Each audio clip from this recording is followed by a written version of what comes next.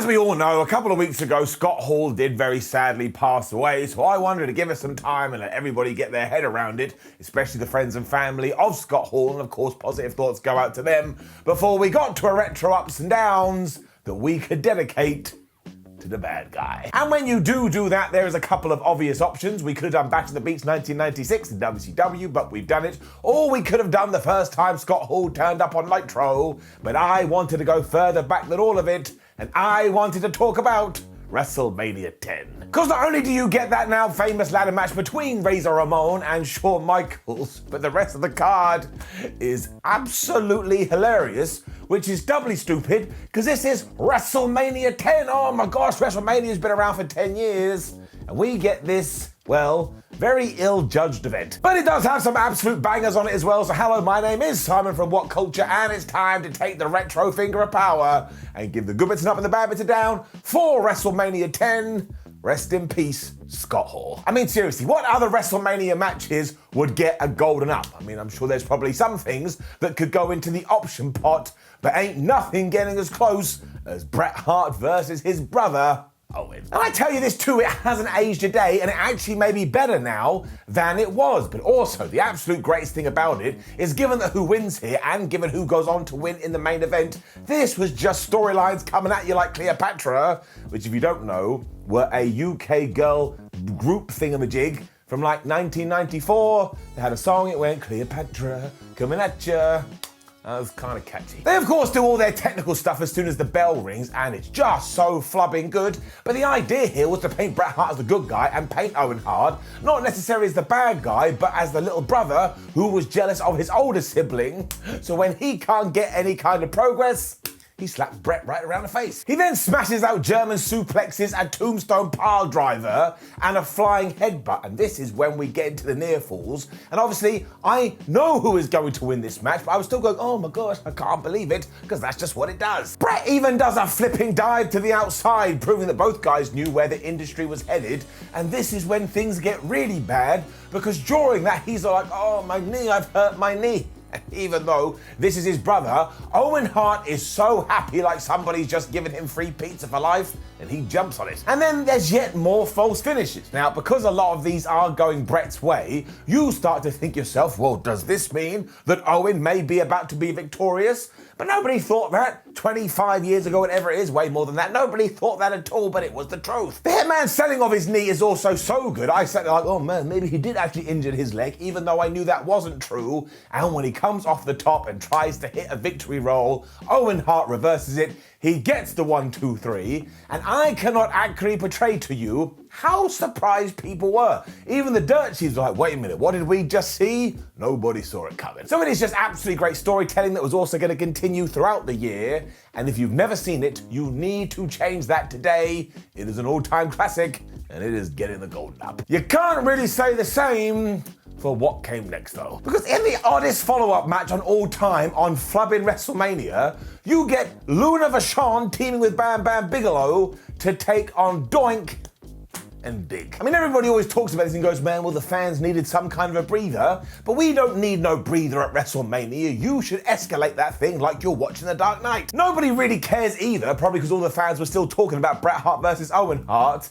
This is mostly Bam Bam just destroying these clowns. I mean, he takes Dink at one point and launches him so furiously outside the ring, I thought we just killed a clown. He then just hits the headbutt onto Doink to get the 1, 2, 3, and all Luna Vachon basically does throughout all this is go, yeah, and make that weird noise she used to make. I suppose it does kind of end with a good guy having a moral victory, because Bam Bam and Luna go to splash Dink, but he gets out the way. But honestly, that's like winning the lottery and thinking you're going to become a millionaire, and then you go to claim your ticket and someone goes, oh, here's $1. You're still going to feel like shib now. And then you get a classic, just not a classic in the usual sense. All you see is the Macho Man Randy Savage taking on Crush in a Falls Count Anywhere match, but this was happening in an era when you went up to a wrestling fan and said, oh my gosh, it's a Falls Count Anywhere match, and they looked at you like you were some kind of alien. As such, the rules hadn't been finessed, so I will try and get this right, but clearly no one in the World Wrestling Federation knew, so how the hell am I supposed to do it justice? But you could obviously pin your opponent whenever you wanted to around the arena, but then you had to get back into the ring and time it's 60 seconds, and if the other guy didn't get back in the squared circle, you won. Maybe. So I suppose it also incorporated elements from a last man standing match, but once again, I'm just a giant shrug emoji. This one really strange. It also begs the question, what's going to happen if somebody makes a pin in the ring? But don't worry about that, because you're about to find out. You do just spend a large part of this scratching your head though, and the first fall comes around about 45 seconds in after Crush drops the Macho Man on the barricade. But then yeah, he goes back into the ring. I think Savage takes about 3 days to join him. But for some reason, it doesn't end. The next fall is even weirder because Randy is able to reverse the Mr. Fuji salt throw and ensure it goes into Crush's eyes, but then he pins him in the ring. So he has to pick up Crush, throw him to the outside, start the timer, but then Crush gets back in. At this point, I was like, I don't want to watch it no more. The only way this happens too is because Mr. Fuji throws water into Crush's face. I won't lie with you, I stood up and said, bring back Dink. The final pin finally happens after Randy grabs Crush and throws him into some walls and such, but even this doesn't go right, because he was meant to tie cables to Crush's feet, and he kinda does it, but he also kinda doesn't do it, but the whole thing you're meant to take away with it is, oh no, Crush can't get back to the ring, because somebody loosely put a knot around his ankle. So I'll be straight up with you, I never want to watch this again unless I'm joined by friends and we just want to take the mick out of something. I mean, these two did their best, but clearly nobody had actually told them the rules. It is a mess, and you gotta give it a down. And then WWE gives you a women's match because they just felt like they should give you a women's match. I mean, look, women's wrestling in the mid-90s was not very well done at all. And when I say that, I mean when it comes to the WWF, because they did have a women's champion and they were pushing Alundra Blaze with that title, and she has fireworks and smoke and all the bells and whistles. But as soon as the match starts, everyone goes quiet because once again, WWF wasn't pushing in the same way as the men. She is taking on Lelena Kai as well, and she wins with a German suplex. Now, half of me really likes that because I'm like, man, people should win matches with a German suplex. But we had already seen around about 32 German suplexes by this point. Once again, it just pushes the whole division down. There's also no sense of urgency because no one actually believes Alundra Blaze is going to lose. And can you believe it would take more than 20 years before we sorted this all out? And look, I suppose fair play to Vince McMahon because he was trying to get this over. But if you told me he was only doing that with 10% effort, I would believe you. Down. And they could not believe what happened next because it was Men on the Mission taking on tag team champions, the Quebecers. And on WrestleMania 10 no less, ends in a countout. I really do think this just came down to the fact that Pierre and Jacques were our champs, whereas Mo and Mabel were massive, so Vince McMahon was all like, well, I don't really want to change the title, that's not what I'm into, but these guys are giants, so I refuse for them to be pinned. That's the problem though, they are so massive and they are just so gargantuan, they don't do anything apart from punch and kick and punch and kick, and eventually I was like this, start falling asleep. The Quebecers did manhandle Mabel at one point, and that was cool because again, he's just such a massive man.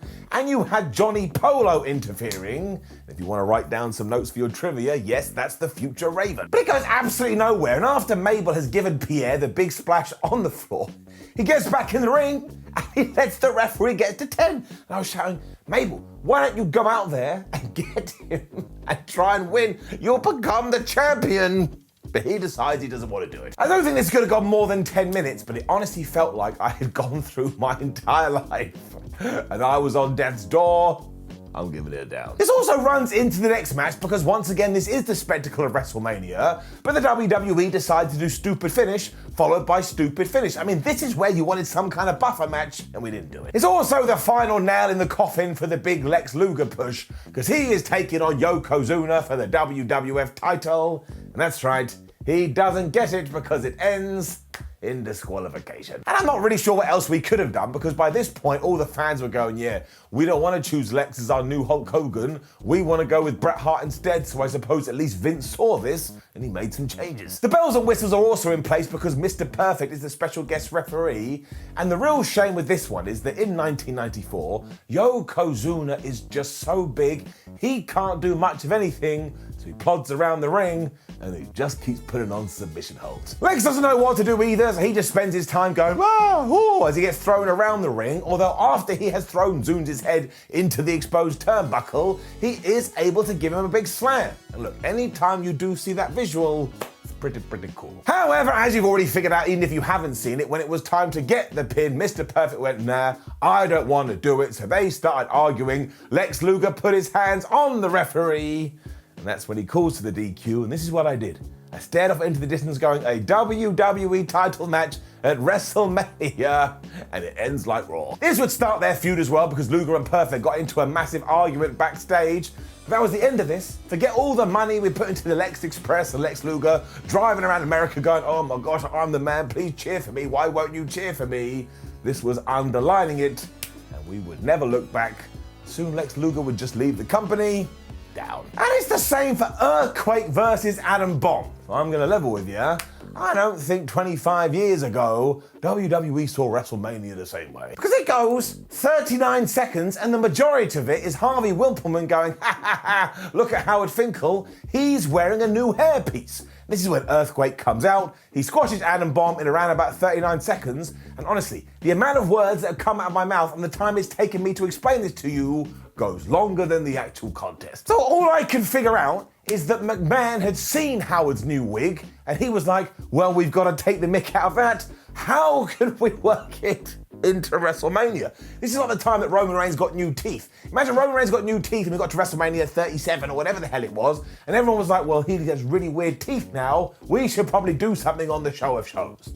No. So there's not really much to say about this. Again, it doesn't even go a minute, but it's getting it down. It does work in one sense though, because it does allow the audience just to catch their breath, because afterwards, it's time for a ladder match. It is the whole reason we're doing this show, as already talked about, because out comes Razor Ramon as the Intercontinental Champion. Here's his challenger, Shawn Michaels. And let's just be honest, they proceed to change wrestling history. Now, there is a caveat here in the sense that if you do watch this through 2022 eyes, you're gonna be like, what's the big deal, man? I've seen much crazier stuff, aren't I a cool person? And sure, I get that. What Razor and Shawn do here is relatively tame, but you don't need to do that. You need to watch it like you're living in the mid-90s and you're wearing a bunch of denim. And when you do that, I cannot explain to you just how crazy this was. They get rid of Diesel as soon as they can so we can just focus on this, and of course the ladder is being used as a weapon. And I suppose the reaction this got would be like somebody in the modern day coming to the ring and pulling out a gun and also pulling the trigger. So nobody can believe it, especially when the Heartbreak Kid is doing elbow drops and splashes of the thing. And of course, eventually Razor Ramon is done with this. He pushes the ladder, the Heartbreak Kid falls, and he just goes flying into the top turnbuckle. I mean, it looks like he's dead. The slingshot into the ladder is always cool, as is the suplex, because once again, the fans just can't believe what they're seeing. Their eyes are wide like they're watching a car crash. There's also a jumping pile driver in this too, and given you could never do that in WWE today, I actually pop for that bigger than everything else. But you know the finish here. Shawn Michaels starts to climb, Razor Ramon pushes him off, he gets up there instead, he grabs both Intercontinental title belts, and I bet you were like me, you stared at him and thought, well, that guy's probably gonna become world champion one day.